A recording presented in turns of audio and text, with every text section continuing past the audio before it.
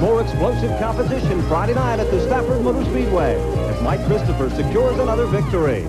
And the NASCAR Winston Modified Tour moves to Riverhead Raceway.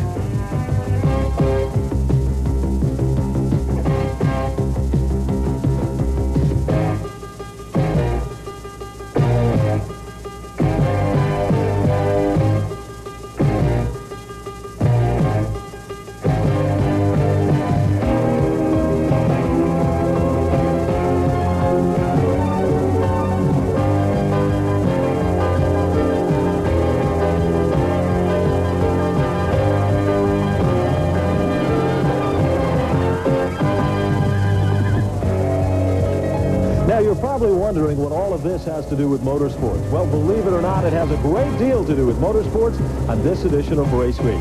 Hello, I'm Ben Dodge, and I welcome you to yet another round of excitement in motorsports right here with us on Raceweek. Well, we're about to venture to Riverhead, Long Island, New York. The boat is ready. Everybody's pumped up and excited for another stop for the NASCAR Winston Modified Tour. But that's not going to be the only stop in this edition of Raceweek. It's the 4th of July weekend, and like the excitement of the 4th, there's going to be great racing action, too, at some of your favorite facilities, like Monadnock Motor Raceway, just outside of Keene, New Hampshire, the Riverside Park Speedway for a holiday extravaganza, the excitement from the Stafford Motor Speedway, and combine that with a look at the Coors Actor from Thunder Road, then top it off with the NASCAR Modified Tour, and you've got a great edition of Raceweek. Well, right now, the boat's moving away, and we're ready to go racing. The next stop is Riverhead Raceway in Riverhead, Long Island, New York. They say this is the toughest stop for the NASCAR Winston Modified Tour, a tough quarter-mile race facility that offers a lot of excitement and a lot of single-file competition. We put that question to the drivers, and they told us exactly how they feel about the tough Riverhead.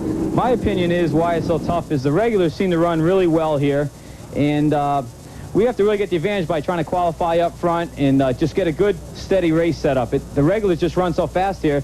That's what makes it so tough, and provisionals get used up by the best guys here real fast. I think Riverhead is really demanding on tires. Tires is a tough thing here every week. We have to get the right combination. We don't change springs, we don't change shocks. Tires we change every week. If you don't get the right combination of tires, stagger is the biggest important thing. You don't go fast. You can lose half a second by not having the right tire stagger. And again, selecting the right compound for a long show is very important.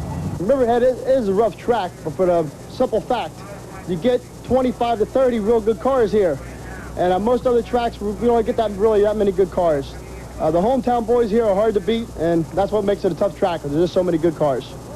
You got to run here weekly to hit the setup. You just can't blow in here 2 times a year and hit on something that these guys are every Saturday night they're here doing their thing. When we used to run Westboro Speedway, I was the guy to beat there.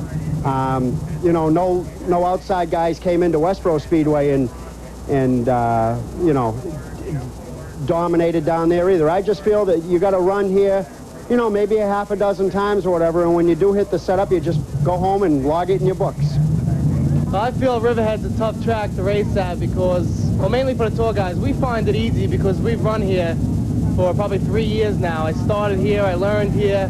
We got a good setup here. A lot of the tour guys have a really hard time because they don't get a chance to race here that much. When they do get here, they race maybe once or twice a year. They have a hard time getting a setup. There's 2 different corners here. I think they come here expecting it to be like Riverside Park, and it's not. Just an all-around tough racetrack. I think what makes Riverhead different, it's a lot tighter than a lot of the tracks we run, and turns 1 and 2 are a lot different from 3 and 4. The track surface isn't all that great. You really got to be hooked up to do well here. It was time to go racing and put the driver's ability to the racetrack. Reggie Bergero would be starting right up front by luck of the draw, and outside of him would be Jeff Fuller. Second row, Dan Giovanelli, one of the hometown boys, and the champion of the tour, Mike McLaughlin. In rows of 2, they'd be set and go to green. Ruggiero would quickly jump out in front when Giovanelli and Mike McLaughlin would battle for position number 3.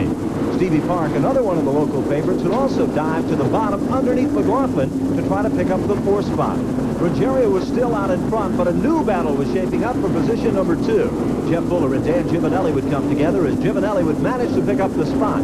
Fuller would have to settle for the 3rd spot, but Steve Park was reeling him back in, and the heat was already on. Tommy Bowles was contending in the front pack of cars when Billy Park would get a little bit out of shape, as Wayne Anderson was patiently waiting to get to the top 7 positions. Suddenly a mix-up in turn 1. Involved here was Rick Fuller. Car number 26 was also involved for George Kent. Mad scramble as the field went under caution. It was Reggie Ruggiero in a single file restart to stand on the throttle and still pull away.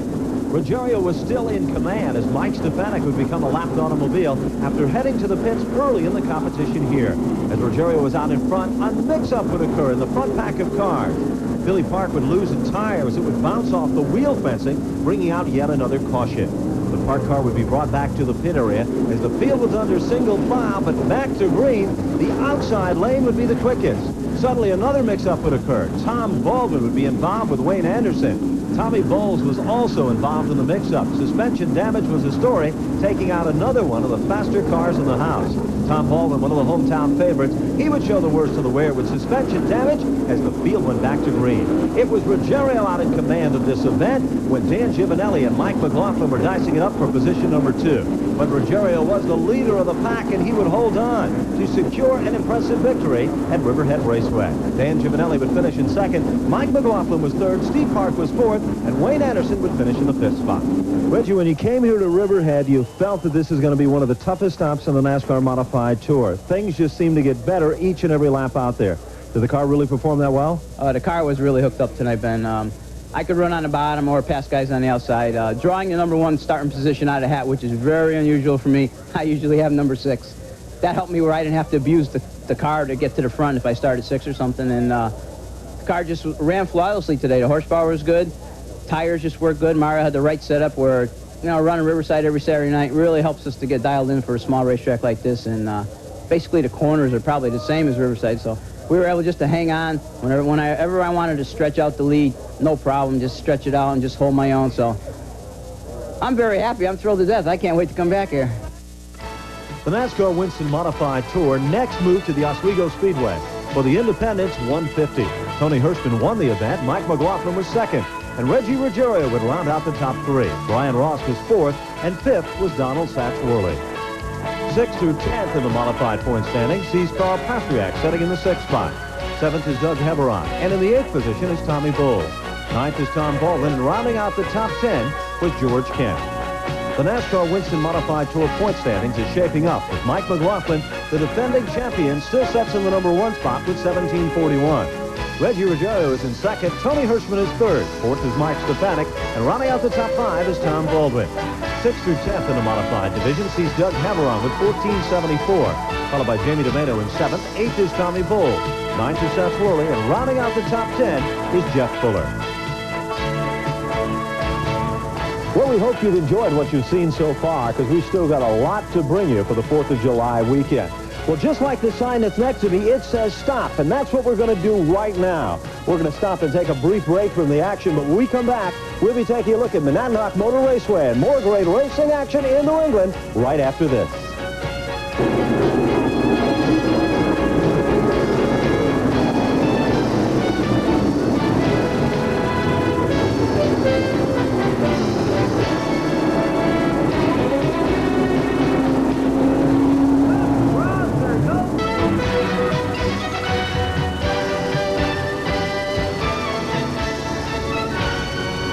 Welcome back to Raceweek. Well, as you can see, it is absolutely beautiful out here on the waters. As next, we're going to be taking a look at another one of our favorite stops in the heart of New England, as we'll be venturing for Friday night excitement at 2 premier New England facilities. Monadnock Motor Raceway hosted a major event for the holiday weekend, and so did the Stafford Motor Speedway. But right now, let's go to the high banks of Monadnock to take a look at great racing action. The Winston Racing Series Modifieds were up next, and Tony Morehouse and Jim Small would make up row number 1. Second row on the inside, car number 9 for Dennis Albro, and outside of him, Wade Cole. As the field would go to green, Tony Morehouse would be the leader of the pack, and he'd lead him into turn 1. Wade Cole was already showing aggression on the outside of the racetrack with car 33. Then Dan Avery would thread the needle and work his way to content. While Wade Cole would challenge on the bottom side, contact would be made with Morehouse as the two would tangle. Jerry Marquis would squeak by. Reggie Ruggiero and Brian Schofield would come together, and Schofield sat stranded on the racetrack. Ruggiero would quickly head back to the pit area, showing the worst of the damage to the sheet metal of car 44. When it was back to green, Dennis Albro was in command, but Jerry Marquis was slingshotting to the front of the field. When Wade Cole would get crossed up again and go around with car number 33. Back up front, Dan Avery was coming on strong. Marquis was again coming from the back of the pack, moving in on Albro. Avery was looking good to the outside, then he'd get out of shape. Gather it back, but lose a lot of serious ground on the racetrack. Then suddenly a spin. Marcel Latoile would make contact with car number 1. Another caution had come back out, but now they were back to green. Albro is now being pressured heavily by Jerry Marquis. Down the back straightaway, the drag race would decide who'd get position 1. It was Jerry Marquis. Albro was holding on for second when Dan Avery and Reggie Ruggiero were contending for position number 3. Suddenly, a new battle was shaping up for the 5th spot. Trying to hold on was Ted Brown when S.J. Avanson and Rusty Ball would come together. The two would collide, and they would work their way back to contend and get up to speed, but Ball's car would have a flat inside tire. Back at the front of the field, Jerry Marquis was coming up on a lapped automobile. Reggie Ruggiero was hunting him down when the two would make contact as Ruggiero would slam the wall with car number 44. Ruggiero was out of the event for the night, but Jerry Marquis had now spun in the turn, and he would be rejoining the field from the back of the pack. As Ruggiero was brought back to the pit area, ending his hopes of securing a victory in the Friday night event. While under yellow, another mix-up would occur. Punky Karen would make contact this time with car number 121. Karen's car would show the worst of damage in the front end as Wade Cole and Jerry Marquis were battling up front to contend for the front positions. It was Wade Cole who was now trying to hold on. Rusty Ball was also coming from the back to the front when Dan Avery would hold on to secure the victory.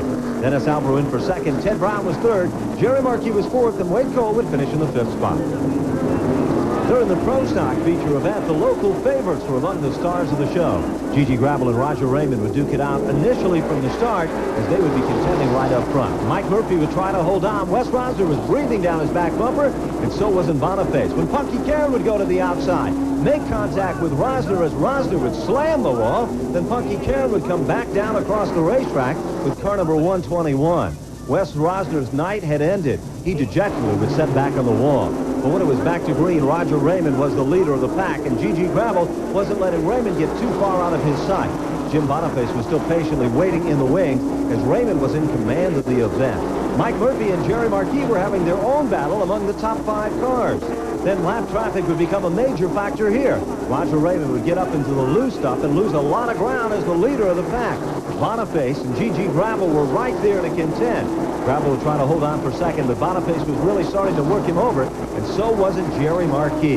Phil Loisel and Punky Karen were playing push and shove, and the end result was a lot of smoke as Loisel would get away, but Punky Karen would be forced out of contention. Then Karen would come back and wrap him on the bumper. Loisel had his problems with car number 16 as Punky Karen would manage to get away. Closing lap of the event, the challenge was already on. At the front of the field, Raymond was way out in front. Gigi Gravel was trying to hold on for second as Roger Raymond would secure the victory. Gigi Gravel in for second, Jim Boniface was third, Jerry Marquis was fourth, and Mike Murphy would finish in the 5th spot. Friday night, the Stafford Motor Speedway also hosted the Winston Racing Series Modifieds. Jamie Steele would be starting to the inside of Kenny Johnson in row number 1. 3 wide, they come off the turn. Willie Hardy would make a bold move to the bottom. Brad Crawl would try to run the outside groove. But into turn number 1, it was Johnson to set command. A little further back, it was Teddy Christopher who was coming on strong. When Johnson would drop off the base, Christopher and Jerry Pearl would thread the needle to get to the front of this field. Down to the line, Willie Hardy, Eddie Leclerc running in second, Brad Crawl into the 3rd spot, and Teddy Christopher was in 4th. Now Ted Christopher would move to the inside. Lapped automobile here. When trouble would develop, as sparks would fly, Christopher would get tangled up with a lap car, and a massive mix-up would occur. The number 33 of Jerry Pearl was involved. So was in Mike Paquette with car number 1. The 0 of Chuck Doherty, Ronnie Humes, and the Johnson machine. Pat Cervello would stop in the neck of time. No severe damage done here, but when they were back to green, more trouble would develop into turn number 1. Ronnie Rocco would dive to the inside of Eddie Leclerc. Contact would be made here. Then it would set off a chain reaction. Eddie Spires would be involved. So would Buck Ackley and the number 33 of Jerry Pearl. Back up front, it was Willie Hardy still holding on. But for how long? As Mike Christopher was really applying the pressure. More sparks would fly. Jeff Berry and Ron Rocco this time. Body panels were flying everywhere as the field went back to caution once again. But back at green, it was Mike Christopher, still the leader of the pack. Then Brad Paul and Bob Potter would come together. Teddy Christopher would be involved and get tagged as there was cars spinning in just about every direction off turn number 4. Bob Potter, the defending champion, would be able to rejoin in the competition here as he would contend with Mike Christopher during the closing laps of the event. But Mike Christopher would try to skillfully hold on to the bottom groove. Potter would run the outside lane and come off the turn like a rocket to take over the lead for a while. Then Mike Christopher would take it back once again. As the checkered flag would wave, it would be Mike Christopher to take down the win. Bob Potter in for second. Willie Hardy, a great run for third. Pat Ciambrello was fourth. And Joe Shawanski would finish in the 5th spot. Craig Smith would lead him to the line and set the pace initially on the start of the late model feature event. Then a young and Conrad Cody would also run strong, and so would Jason Manafort. Further back in the pack, Phil Rondo was starting to dial in and get ready to get to the front of this field. Wayne Ibitz would run the inside lane when Scott Foster would tangle with Tony Sylvester with car number 28. They'd be okay, but suddenly another mix-up would occur. Tommy Fern and Norm Plantier would come together, dive down through the infield, and lose several positions on the racetrack. Then Wayne Ibitz would get some help and go around down the front straightaway with car number 00. But the battle was still on among the top 10 cars. Conrad Cody was pressured heavily now as Sylvester would work the inside groove. Herb Bennett would also show a great deal of life with car 64.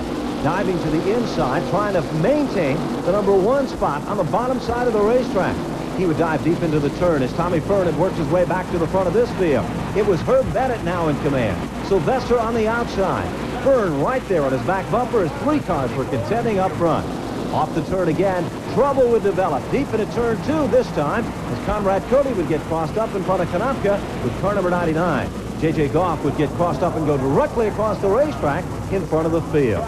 But back to green, the challenge was now for position number 1. Phil Rondo was on the inside of Herb Bennett on the outside. As the two would run pretty evenly matched through turns 1 and 2, it was Rondo now in command.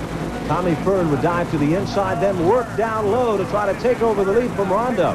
He would succeed in his efforts with car number 92.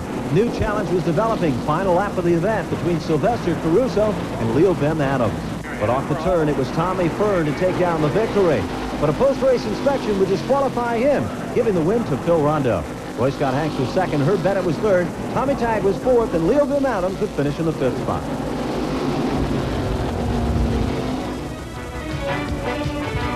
Now, you have to admit, you don't get a view like this every day. This is really something special. And speaking of something special, well, next we're going to be taking another commercial break. And when we come back, we'll be taking a look at Saturday night excitement, perhaps even more controversy, at Riverside Park Speedway right after this.